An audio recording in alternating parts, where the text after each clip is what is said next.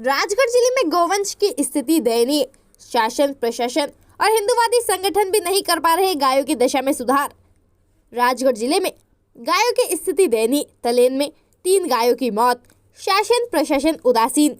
दिनांक 5 अगस्त 2023 को ब्यावरा से खिलचीपुर तक मोटरसाइकिल से गायों की दशा और स्थिति को जाना। जगह जगह हाईवे पर गाय बीच रोड में खड़ी और बैठी पाई गई। ब्यावरा से रोहित नेवाड़े की रिपोर्ट। राजगढ़ जिले में गौवंश की स्थिति दयनीय है। शासन और प्रशासन, हिंदुवादी संगठन भी गायों की स्थिति में सुधार नहीं कर पा रहे हैं। हाईवे पर मर रहा है गौवंश। मोटरसाइकिल, बस, ट्रक चालक हो रहे परेशान। संभल कर चलाना पड़ रहा है वाहन। मध्य प्रदेश की सड़कों पर असहाय अवस्था में बैठी लाखों गौमाता की पीड़ा से प्रदेश का कोई भी नागरिक अनभिज्ञ नहीं है। रोजाना दैनिक समाचार पत्रों में गौवंश के सड़कों पर होने से हो रही दुर्घटनाओं और वाहनों द्वारा कुचले जा रहे गौवंश की खबरें प्रातःकाल पढ़ने और सुनने को मिलती है, जो बहुत ही कष्टप्रद है। घर से बाहर निकलते ही आप जिस किसी भी मार्ग पर जाएंगे तो की संख्या में गौवंश आपको सड़कों पर दिखाई देगा। इसमें गौवंश का कसूर नहीं है, उसने सार्वजनिक मार्गों को अवरुद्ध किया है, बल्कि यह इस बात को दर्शाता है कि जब भी किसी की उपेक्षा होती है या अधिकार का हनन होता है, तब वह अपने अधिकार की रक्षा के लिए सड़क पर ही उतरता है, जिससे उनकी पीड़ा को देश प्रदेश की सरकारों के साथ ही जनता भी देख सके। शायद यही बात मध्य प्रदेश में गौवंश पर भी चरितार्थ हो रही है। वर्षा ऋतु के आरंभ होने के साथ ही प्रतिवर्ष मध्य प्रदेश में गौवंश की दुर्दशा का समय भी आरंभ हो जाता है। पूरे मध्य प्रदेश में जैसे ही फसल की बुआई शुरू होती है, वैसे ही ग्रामीण अपने गाँवों से गौवंश को खदेड़ने लग जाते हैं। बेसहारा गौमाता छोटे छोटे बछड़ों के साथ कई दिनों तक भूखी प्यासी सड़कों पर घूमती रहती है और शाम होते गांव या शहर के निकट सड़कों पर आकर बैठ जाती है।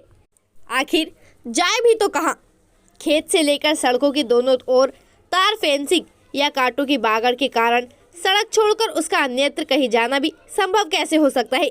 मध्य प्रदेश का बेसहारा गौवंश कहीं हाईवे पर तो कहीं ग्रामीण क्षेत्रों की प्रधानमंत्री सड़कों पर भारी बरसात में जीवन और मौत की लड़ाई लड़ रहा है।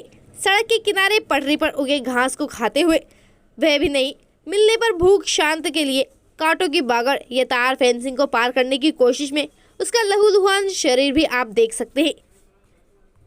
आज पूरे मध्य प्रदेश में भगवान श्री कृष्ण के आराध्य गौमाता की बहुत ही दुर्दशा हो रही है। हम स्वयं भी जिस मार्ग से निकलते हैं, उस मार्ग पर सैकड़ों गाय और बछड़े झुंड के रूप में हमें सड़कों पर दिखाई देते हैं। इनमें से कई गायें तो सड़कों पर ही बछड़ों को जन्म दे रही हैं। इन गायों और बछड़ों को राजमार्गों पर भारी वाहनों द्वारा कुचल दिया जाता है। कहीं कहीं तो गायों के साथ होने वाली दुर्घटनाओं को लेकर ट्रक ड्राइवरों से मारपीट तक घटनाएं हो रही हैं। गायों की यह दुर्दशा सिर्फ दयनीय नहीं है, बल्कि है मध्य प्रदेश पर एक कलंक भी है। मध्य प्रदेश में शासन द्वारा कई गौशालाएं भी बनाई गई हैं, लेकिन इन गौशालाओं में समुचित इंतजाम और जवाबदेही नहीं होने के कारण उनका संचालन ठीक से नहीं हो पा रहा है। उनमें कुछ भी तो खाली पड़ी है तथा कुछ में गायों की संख्या अत्यधिक है, जिससे गायों की समुचित देखभाल नहीं हो पा रही है। सरकार द्वारा जनहित में कई जन कल्याणकारी योजनाएं चलाई जा रही हैं। यदि उन योजनाओं को गौपालन से जोड़ दिया जाए तो काफी हद तक गौवंश की समस्या का समाधान हो सकता है। फलस्वरूप प्रलोभन के कारण लोग गायों को फिर से पालना शुरू कर देंगे।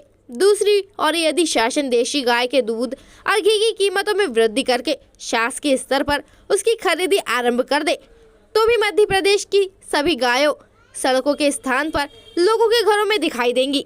सरकार के इस सार्थक कदम से सरकार की आर्थिक स्थिति मजबूत होने के साथ ही गौवंश का कल्याण भी हो जाएगा।